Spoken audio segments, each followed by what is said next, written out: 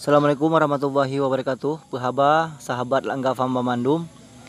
Kali ini kita mau melihat kerbau dan juga sapi yang diternak secara bebas ataupun digembalakan secara bebas di kawasan Kabupaten Pidi. Nah, ini kita lihat, ini adalah kerbau sangat besar-besar sekali. Ini di lapangan bola di kawasan Mila dekat kampus Jabal Ghafur, Kabupaten Pidi, kawan-kawan. Ini lihat.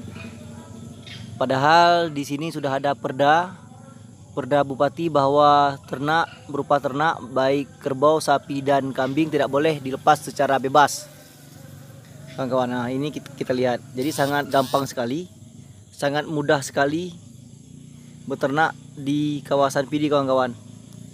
Kenapa sangat bebas dilepas di areal umum, kawan-kawan. Kita lihat bersama.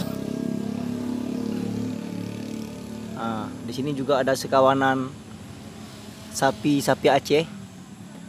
Ini sapi betina, kawan-kawan. Kita lihat. Memang sekarang lagi musim tanam padi, kawan-kawan. Jadi sapinya sangat nampak kurus karena lagi musim padi, tidak boleh dilepas ke kawasan persawahan. Nah, ini kawan-kawan, kita lihat lagi. Kita jalan-jalan sekarang. Kita lihat sapi-sapi. Nah, ini berbeda sekali dengan di daerah-daerah di Aceh lain, terutama di Kota Banda Aceh, di Aceh Besar dan juga di kawasan Birun, kawan-kawan. Di sana tidak boleh sapi dan juga kerbau ataupun kambing dilepas secara bebas seperti ini. Nah, jadi kawan-kawan semua, kita selaku peternak mari sama-sama menjaga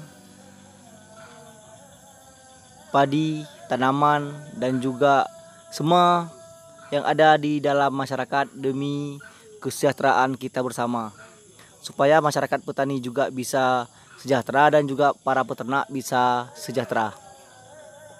Oke, kawan-kawan semua, demikianlah perjumpaan kita pada hari ini.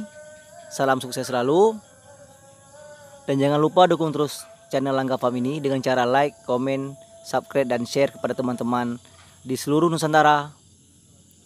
Salam sukses selalu. Jayalah petani dan peternak Indonesia. Assalamualaikum warahmatullahi wabarakatuh.